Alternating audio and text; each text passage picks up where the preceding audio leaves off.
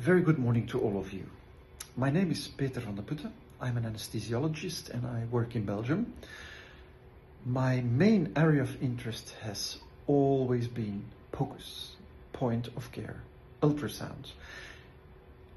I'm at the moment chair, together with my fabulous colleague Rosie Hogg from Belfast, of the new POCUS committee of the European Society of Regional Anesthesia, ESRA.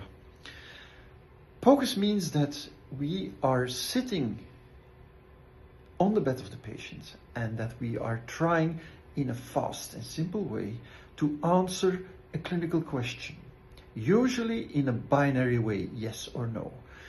Is there a pneumothorax? Yes or no. Is there pericardial fluid? Yes or no. Is the patient fasted? Yes or no. And this will help us to take good clinical decisions and help us when we are called, for example, to the recovery room. Doctor, your patient has a low blood pressure, your patient has a low saturation. Instead of going to the radiology department or needing x-rays, you can, using, for example, ultrasound of the lung, of the diaphragm, you can solve and diagnose very quickly problems. Now, within POCUS, my main area of interest has always been gastric ultrasounds. And this is more than ever, and that's what this video is meant for, because I want to stimulate all of you to learn gastric ultrasounds. We are flooded with patients that are using GLP-1 agonists. And as most of us by now know, these agonists will delay gastric emptying, which means that if we look at these patients, despite they have followed the fasting guidelines and they've been fasted for 1, 2, even 3 days, you will find in their stomachs sometimes a surprisingly large amount of potentially dangerous gastric contents. Gastric ultrasound allows us to determine it in a qualitative way. What's in the stomach? Is it empty? Is there clear fluid? Is there thick fluid? Or is there solid food? And if there's clear fluid, we can quantitatively calculate how much fluid is in the stomach and if it's above a dangerous threshold that increases the risk of aspiration. What I want to share with you now is, I'm on call at the moment, and I just anesthetized or finished the anesthesia, the surgery of a patient who is on GLP-1 agonists and who had been fasted for 14 hours for clear fluids and 17 hours for solids. But nevertheless, because the patient told me he was on Ozempic, I scanned his stomach, and I want to share with you what I found on the ultrasound machine. What you see here is a still image of the antrum of the patient. So what we do is we do an epigastrial scan in a sagittal way of the abdomen of the patient. And what we need to see in the image is the liver and the aorta.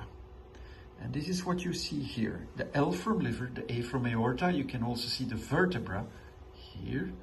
And you see between the red arrows a ovoid structure. So when an antrum is empty, it has this small bullseye appearance. And this is definitely, as you can see, a dilated antrum, and there's fluid inside. So this is taken in the supine position.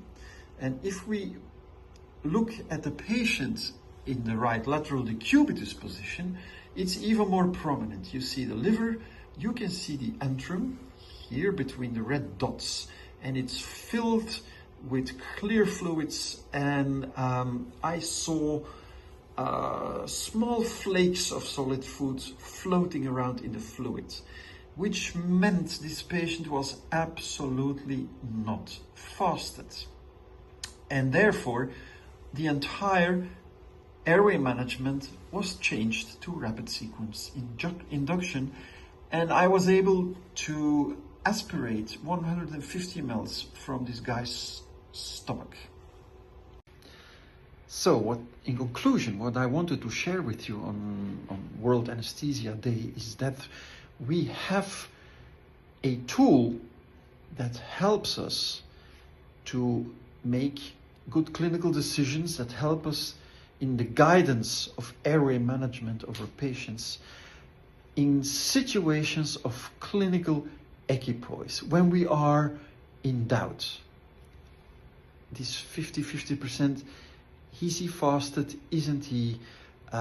Patients on GLP-1 agonists, acute abdomens, the patient who had a cookie 4 hours ago, the lady from the retirement home that's a bit confused, and she tells you upon arrival she had a glass of milk an hour ago, while the letter of the nurses states she's completely fasted. So you're in doubt, and then you can use gastric ultrasound, and it will help you in your guidance and offer the best possible way of treating our patients. So thank you for listening, and good luck.